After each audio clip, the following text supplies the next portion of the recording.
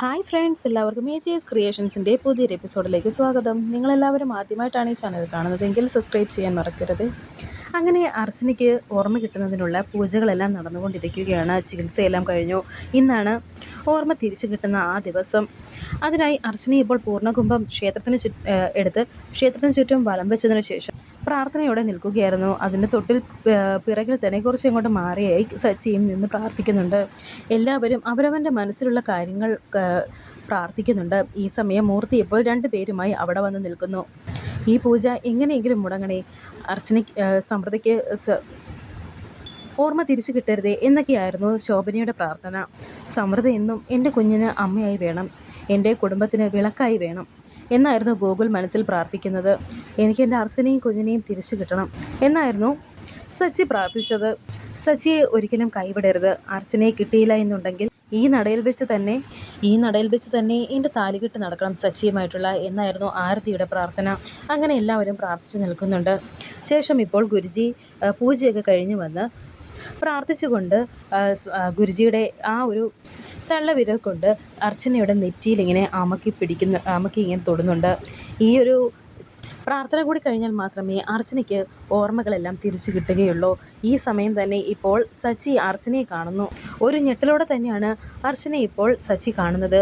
അങ്ങനെ കുറേ നേരം അർച്ചനയുടെ തൊട്ടരികിൽ വന്ന് നിന്നതിന് ശേഷം അർച്ചനയെ കുറേ നേരം നോക്കി സന്തോഷത്തോടെ തന്നെ അർച്ചന എന്ന് ഉറക്കെ വിളിക്കുകയാണ്. എല്ലാവരും ഇത് കേട്ട് ഒന്ന് ഞെട്ടുന്നു. ഇത് കേട്ട് അർച്ചനയുടെ കയ്യിലിരുന്ന ആ പൂർണ്ണകുംഭം താഴേക്ക് വീഴുന്നുണ്ട്. അങ്ങനെ ഇപ്പോൾ സച്ചി അർച്ചനയുടെ അടുത്തേക്ക് വന്ന് അർച്ചനയുടെ കയ്യിൽ പിടിച്ച് സച്ചിയുടെ നേരെ പിടിച്ച് നിർത്തുന്നുണ്ട്. താൻ എവിടെയായിരുന്നു എന്നൊക്കെ ഇങ്ങനെ അർച്ചനയോട് ചോദിക്കുന്നുണ്ട്.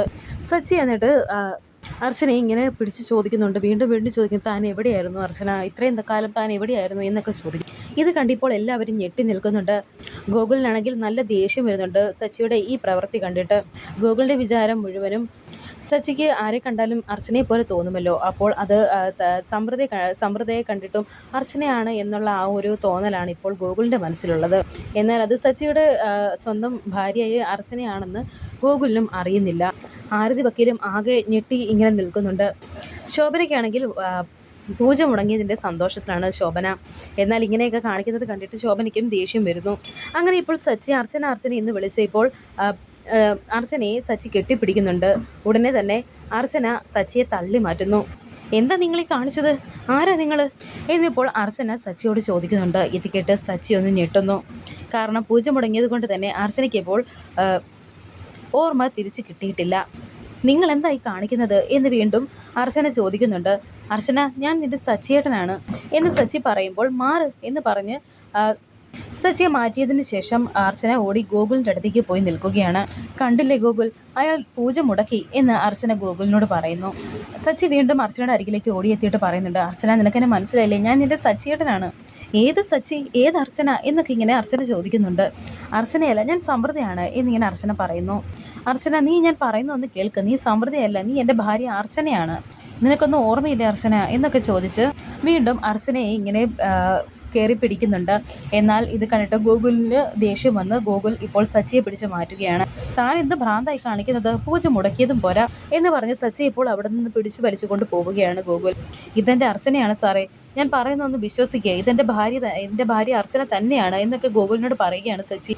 എത്ര കഷ്ടപ്പെട്ട ഈ പൂജ ഇത്രയാക്കിയതെന്ന് തനിക്കറിയാം, താനിത് നശിപ്പിച്ചില്ലേ എന്ന് ഗോകുൽ ചോദിക്കുന്നുണ്ട്.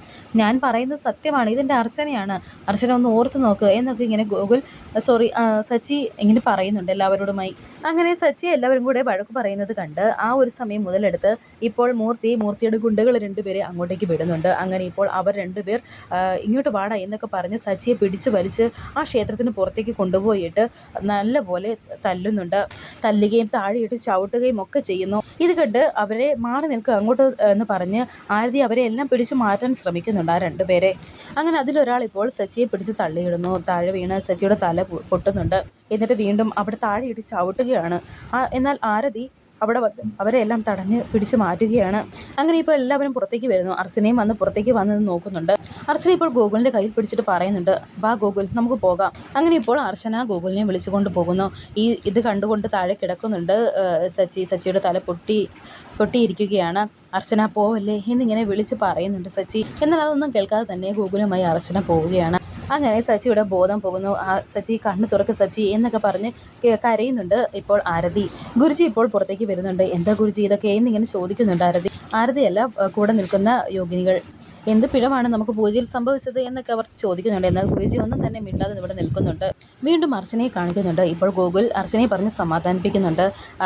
സച്ചിയുടെ പ്രശ്നം ഞാൻ തന്നോട് നേരത്തെ പറഞ്ഞിട്ടുള്ളതല്ലേ, അയാൾ അങ്ങനെ ഒരു മനുഷ്യനാണെന്ന് ഗോകുൽ അർച്ചനയോട് പറയും. അയാൾക്ക് മാനസിക പ്രശ്നമാണ്, അതിന് കൂട്ടു നിൽക്കാനുള്ള ആളാണ് നിന്റെ ഭാര്യ എന്ന് ശോഭന ചോദിക്കുമ്പോൾ ഗോകുൽ പറയുന്നുണ്ട്, എൻ്റെ അമ്മയെ വെറുതെ എരുതിയിൽ എണ്ണ ഒഴിക്കരുത്.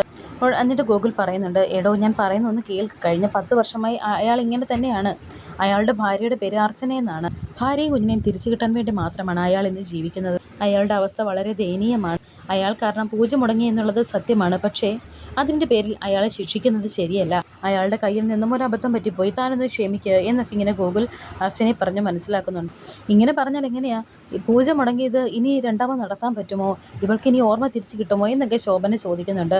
ഇത് കണ്ട് ഇപ്പോൾ ഗോകുൽ പറയുന്നു, അല്ലെങ്കിലും ഇങ്ങനെയുള്ള സ്ഥലത്തെത്തിയാൽ ആരുടെയും സമനില തെറ്റിപ്പോകും. ഇവിടുത്തെ ശക്തി, ഇവിടുത്തെ അന്തരീക്ഷവും പൂജാ മന്ത്രങ്ങളും പലവർണ്ണ നിറങ്ങളും അങ്ങനെ കാണുന്ന ഓരോ കാര്യങ്ങളും കണ്ടാൽ ആർക്കായാലും സമനില തെറ്റും. ഒരു നിമിഷം അയാളുടെ മനസ്സിൻ്റെ താളം തെറ്റിച്ചിട്ടുണ്ടാകും എന്നൊക്കെ ഗൂഗിൾ പറയുന്ന സമയത്ത് ഗൗരി ഇപ്പോൾ അർച്ചനയുടെ അടുത്തേക്ക് ഓടി വരുന്നുണ്ടോ. അങ്ങനെ അർച്ചന ഇപ്പോൾ ഗൗരിമോളെ പിടിച്ച് കരയുകയാണ്. അമ്മയെ, നമ്മൾ വീട്ടിലേക്ക് എപ്പോഴാണ് പോകുന്നത്, നമുക്ക് ഇപ്പോൾ തന്നെ പോകാം എന്ന് അർച്ചന പറയുമ്പോൾ, എന്തായാലും നമുക്ക് ഗുരുജിയോട് സംസാരിച്ചൊരു തീരുമാനം എടുത്തിട്ട് പോകാം എന്ന് ഗോകുൽ പറയുമ്പോൾ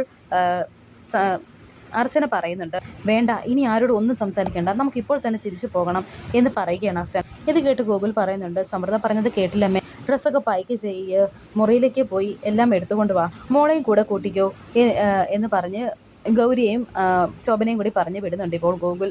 എടോ, താനിതൊക്കെ അങ്ങ് മറക്ക്, ഇതുകൊണ്ടൊന്നും നമ്മുടെ ലൈഫിന് ഒരു കുഴപ്പവും സംഭവിക്കില്ല, ഇതൊരു സ്വപ്നം പോലെ മറന്നു കളഞ്ഞേക്ക്, എന്തിനും ഞാനില്ലേ കൂടെ എന്ന് ഗോകുൽ പറയുന്നു. ഇത് കേട്ട് പോകാം, നമുക്ക് പോകാം എന്നിങ്ങനെ അർച്ചനയും പറയുന്നു. ശേഷം ഇപ്പോൾ അവന്തികയും മൂർത്തിയുമാണ് കാണിക്കുന്നത്. മൂർത്തി ഇപ്പോൾ അവിടെ നടന്ന സംഭവങ്ങളെല്ലാം തന്നെ അവന്തികയോട് വന്ന് പറഞ്ഞിരിക്കുകയാണ്. അവന്തിക മൂർത്തിയോട് ചോദിക്കുന്നുണ്ട്, അവൾ അവനെ അറിഞ്ഞിട്ടില്ല എന്നുള്ള കാര്യം ഉറപ്പാണല്ലോ അല്ലേ? ഉടനെ മൂർത്തി പറയുന്നുണ്ട്, അതേ മാഡം, ഉറപ്പാണ്, തിരിച്ചറിഞ്ഞിട്ടില്ല. സച്ചി ഓടി വന്ന് അർച്ചനയെ കെട്ടിപ്പിടിച്ചതും അർച്ചനയൊന്ന് ഷോക്കായി. ഉടനെ ആ നിമിഷം തന്നെ അർച്ചന സച്ചിയെ തള്ളി മാറ്റി എന്ന് മൂർത്തി പറയുമ്പോൾ, ആ സമയം ഗോകുൽ ഒന്നും ചെയ്തില്ല എന്ന് അവന്തിക ചോദിക്കുന്നു.